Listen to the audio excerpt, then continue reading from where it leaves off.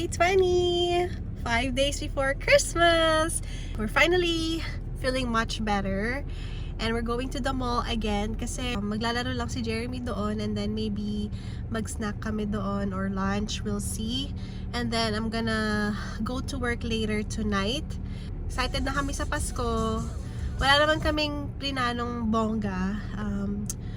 We'll just stay together as a family and then we will cook home food and I have to talk to my husband kung ano mga lulutuin at ihahanda namin sa Pasko. So yun lang, join us today sa aming lakad. See you!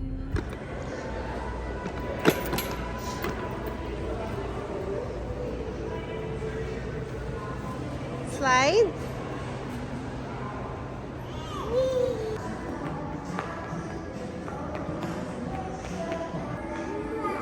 Gusto niya yung mga colors na yan.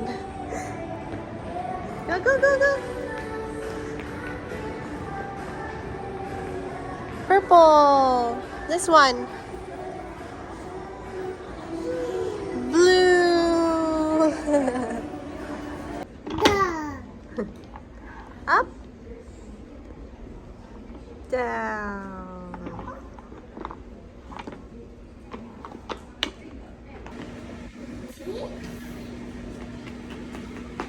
Nagiging paborito na ni Jeremy itong car.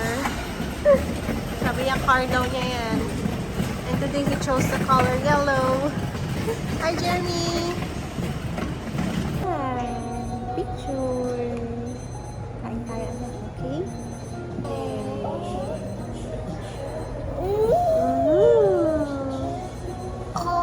Car! Yes. We'll go to the car later, okay? We have to eat first.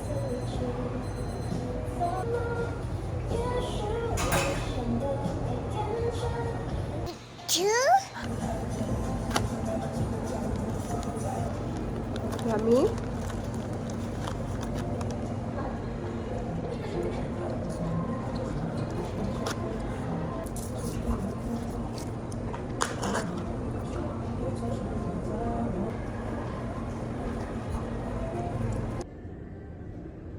Down.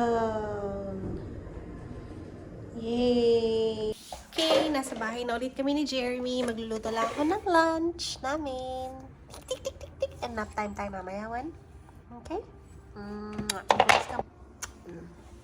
Okay, magluluto na naman tayo.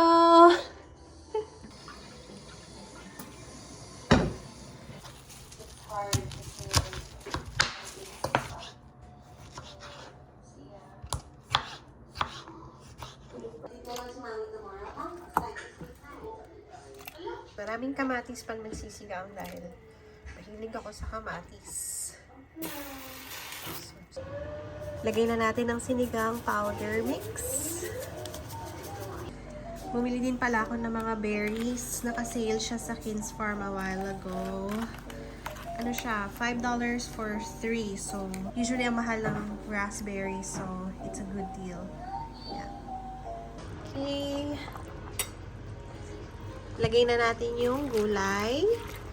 Ito. Bok choy. Para may gulay naman ang ating sinigang. There you go. Takpan muna natin.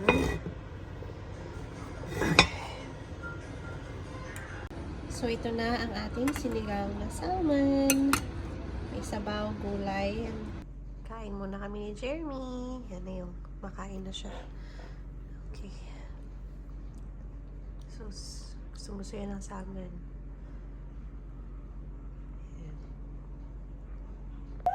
Okay, papasok na ako sa work. Papasok na si Mommy sa work. See you tomorrow morning. We'll close this vlog na. Bye-bye!